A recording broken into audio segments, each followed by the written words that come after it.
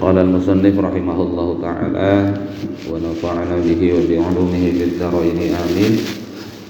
Wa minha ay al-wasaya tis'ah al-ikhlas. Dan diantaranya yakni diantara wasiat yang 9. Ini wasiat keberapa ini di kitab ini? Yakni al-ikhlas, ikhlas. Sebelumnya kita membahas tentang tawakal. Apa ikhlas itu? Wa huwa tasfiyatul amal minal ujbi bihi, yakni membersihkan amal dari sifat ujub.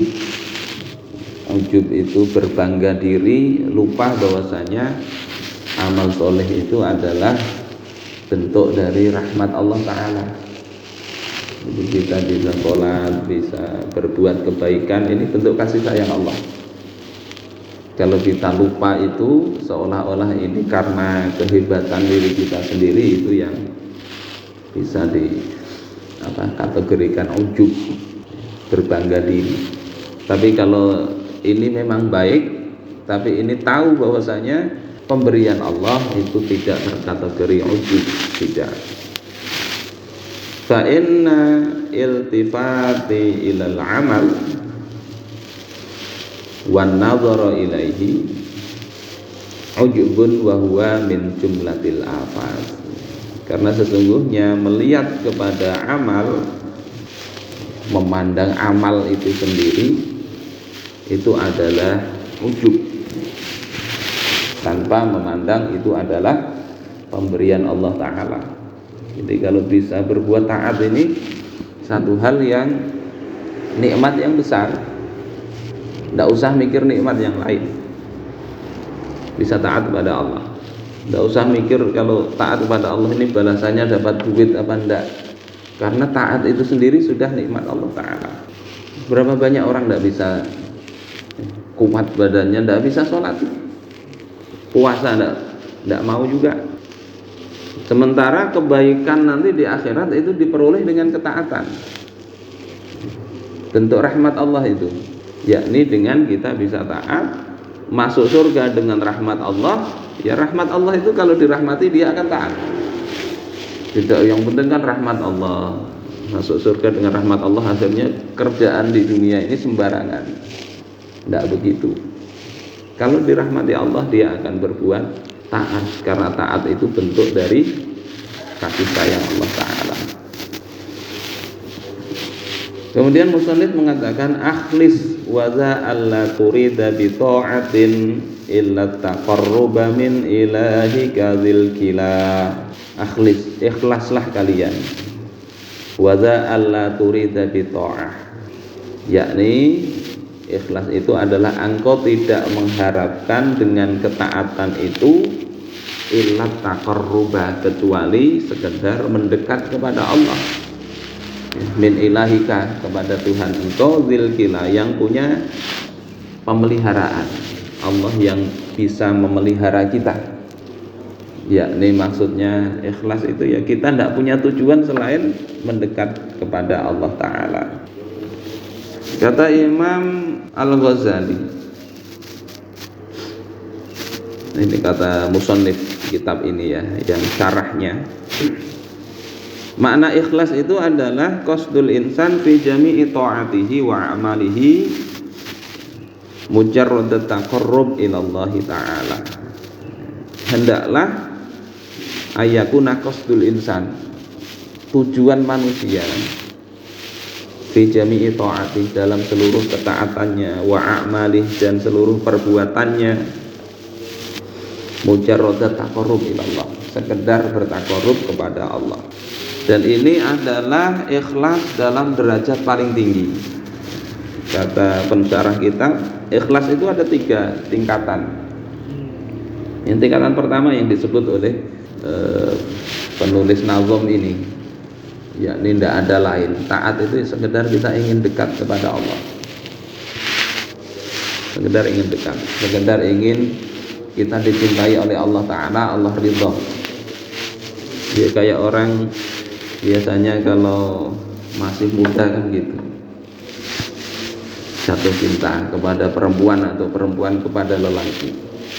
Yang paling diharapkan itu kan kadang kalau cintanya murni bukan duitnya, tapi hendak orangnya itu. Ya Pak Joko, pengalaman beliau. Jadi kalau jatuh cinta kadang, bahkan kita kadang keluar duit tidak apa-apa, mengongkosi binian yang kita katujui, keluar duit tidak apa-apa. Bahkan katanya nyawa akan dipertaruhkan supaya apa? Supaya dekat.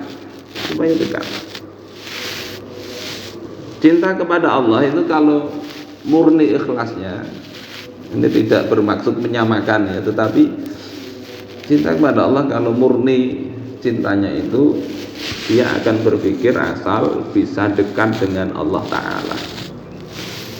Cinta kepada Nabi kadang begitu juga. Ada orang soleh ditanya, apa sih nikmatnya surga itu? Sifli min na'imil jannah, ceritakan kepadaku, sifatkan kepadaku di antara nikmat surga itu apa? Kata dia, fiha Rasulullah. Nikmatnya surga itu karena di dalam surga ada Nabi dan dia cinta kepada Nabi. Kita hidup apa namanya rumah, ada orang yang kita cintai di situ. Kata oh nyamannya rumah ini ada AC-nya, ada ininya, ada lengkap perabot, tidurnya empuk, makanan banyak, nikmat. Tetapi yang membagikan itu nikmat kalau di situ ada anak-anak yang kita cintai, ada istri yang kita cintai. Surga itu juga begitu, ada yang menggambarkan tadi ya, nikmatnya lain banyak, tetapi di sana ada Rasulullah Shallallahu Alaihi Wasallam. Kita melamar orang yang kita kasihi misalnya, keluar hidangan ya, ada kopi, susu, teh misalnya, kemudian apa, buah-buahan, cukuplah. Yang paling kita hadangi itu kan ini si dianya keluar. Orangnya ini yang dimaksud, bukan sekedar nikmat-nikmat hidangan itu. Nah ini gambaran ikhlas yang paling puncak itu ya tadi, sekedar ingin ridhonya Allah Subhanahu wa Ta'ala. Walaupun bentuk kalau Allah sudah ridho itu nanti yang lain dikasih pasti. Ini martabat atau derajat pertama. Kemudian ikhlas derajat kedua, lebih rendah dari yang pertama itu, al-amalu tami'an fis sawabi wa haraba minal iqab. Beramal karena sangat menginginkan pahala dan lari atau menghindari siksaan Allah. Jadi kalau level pertama ikhlas itu ingin ridha Allah Ta'ala, level kedua ikhlas itu ingin surga, takut neraka. Itu ikhlas itu, jangan dianggap ini ikhlas level rendah. Nah, itu ikhlas, ingin surganya Allah, takut nerakanya Allah.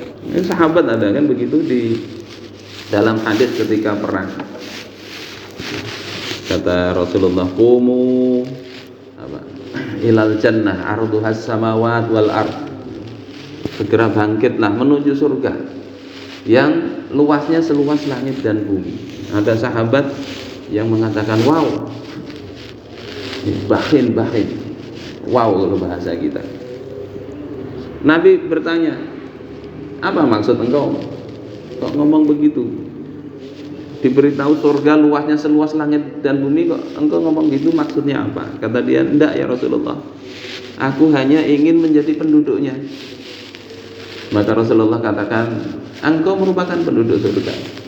Ini bentuk apa, bisyarah kenabian ya, kabar gembira kepada orang tersebut, engkau masuk penduduk surga. Kemudian sahabat ini mengeluarkan kurma dari saku bajunya, makan. Setelah makan tidak dihabiskan. Kalau aku harus menghabiskan ini baru menuju surga, terlalu lama. Akhirnya dilemparkan kurma itu, dia berjuang, berperang sampai betul-betul syahid di jalan Allah Ta'ala. Ini masuk kategori baik, ikhlas, berperang mengharapkan surganya Allah Ta'ala, taat karena ingin mendapatkan pahala. Kadang ini dicela, kadang tidak, ini masuk ikhlas karena yang diharap itu masih Allah walaupun yang lebih besar di dalam dirinya itu ingin karunia-Nya Allah Ta'ala. Level ikhlas kedua. Kemudian yang ketiga, al-amalu li ajli annallaha yughniyahu fid dunya 'anil nas. Beramal agar Allah mencukupi dia di dunia, supaya tidak meminta-minta lagi, nggak berhajat lagi kepada manusia. Beramal agar sugih itu termasuk ikhlas. Jadi tidak, oh ini amalan tidak ikhlas, tidak. Ka'ayyaqra'a suratal waqi'ah lidzalik. Seperti misalnya baca surah Al-Waqi'ah agar Allah kayakan kita. Boleh. Masuk ikhlas walaupun ikhlas level ketiga. Baca surah Yasin supaya misalnya Allah sehatkan atau apa untuk urusan dunia. Banyak beristighfar agar misalnya Allah karuniai keturunan. Banyak minta ampun pada Allah agar bisnisnya lancar. Ini termasuk juga ikhlas, pasti ikhlas. Tapi kalau melakukan yang haram, sholat agar dilihat manusia, nah itu tidak ikhlas. Jadi mudah-mudahan kita bisa masuk minimal ke level ketiga tadi lah. Level ketiga. Puasa misalnya biar sehat, ditambahi itu. Ya masih kategorinya ikhlas. Walaupun sebagian ulama mengatakan tidak dapat pahala. Ya, nanti kita lihat. Bait berikutnya musannif katakan la taqsidan ma'ahu ila gharadid duna kasanaihim aw nahwi dzalika tawassula. Jangan engkau maksudkan, engkau tujukan bersama Allah Ta'ala itu, yakni ingin taqarrub kepada Allah ila gharadid duna, kepada tujuan yang dekat, yakni tujuan duniawi. Kasanaihim, seperti tujuan ingin dipuji mereka, ingin dipuji manusia, ingin disambat manusia bagus, pemurah, dermawan dan sebagainya. Au nahwi dzalika tawassula, atau yang sepadan dengan itu, ingin sekedar dicomtreng atau dicoblos dalam pemilu. Jangan dimaksudkan amal itu untuk tujuan itu. Ini level pertama tadi ya, artinya murni betul. Wahdzar ya muhbital li'ibadatin, dan jauhilah riya yang itu akan muhbiton, itu menghapuskan, menghanguskan ibadah. Wanzur ila nazril alimi fatakmula, dan lihatlah kepada pandangan orang-orang alim maka engkau akan sempurna. Jadi sebisa mungkin mudah-mudahan kita ini diberikan tadi keikhlasan ini. Lihat, kadang kita tidak sadar ini nggak ikhlas ternyata. Makanya periksa hati itu. Ini betulkah ini? Ketaatan ini karena apa? Karena siapa? Kalau tidak betul bagaimana? Jangan kemudian ampe dua amal. Wah, aku kadang-kadang lagi ke masjid ya. Kenapa? Hatinya rasa ke masjid hendak dilihati orang. Ada ikhlas. Akhirnya ampe ke masjid. Nah ini keliru. Ampe taat karena orang. Ini kata Al-Fudail itu riya, bahkan tarkul amal li ajlinna riyaun. Meninggalkan amal karena manusia itu riya. Takut manusia, dia akhirnya tidak beramal soleh. Karena mau sembahyang. Kenapa? Nanti dibilang orang soleh. Dan memang kenapa dibilang orang soleh?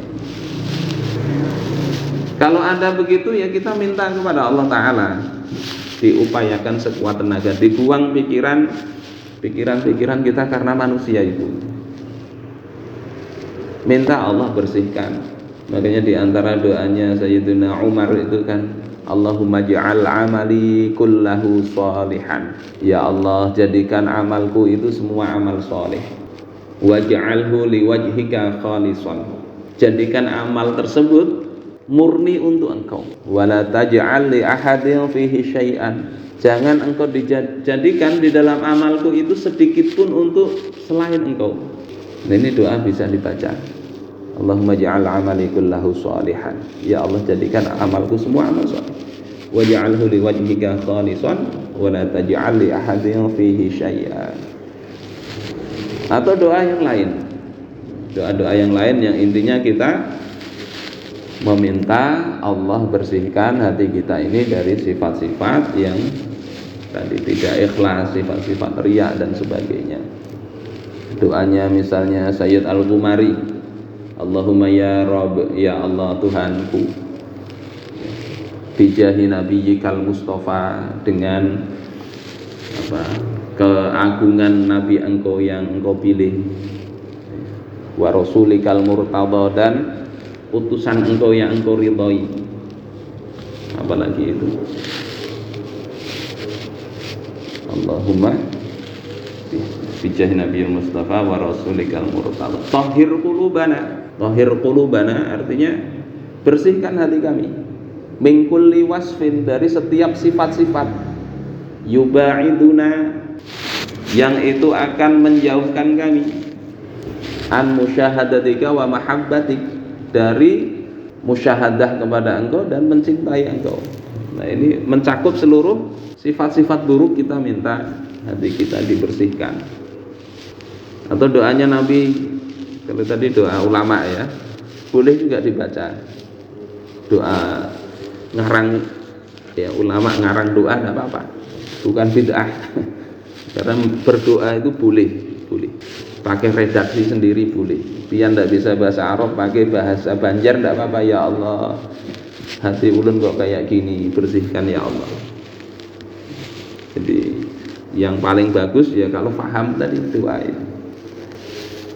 Doanya Nabi biasanya dibaca waktu beliau sholat, Allahumma ati nafsi taqwaha wa zakkiha. Ya Allah, berikan kepada diriku itu ketakwaan hati ini, ketakwaan jiwa, wa zakkiha, dan bersihkan. Anta khairu man zakkaha, engkau itu adalah sebaik-baik yang membersihkan hati. Anta waliyuha wa maulaha, engkau itu adalah pelindung dan penolongnya. Waktu sujud atau waktu apa itu yang Nabi biasa baca doa itu, sholat malam atau apa, dalam sholat, Allahumma ati nafsi taqwaha wa zakkiha anta khairu man zakkaha anta waliyuha wa maulaha. Ini bentuk upaya supaya apa? Supaya Allah berikan keikhlasan. Karena sebagaimana ketaatan, ikhlas itu bisa juga Allah berikan. Allah posisikan kita dalam kondisi-kondisi yang membuat kita ikhlas.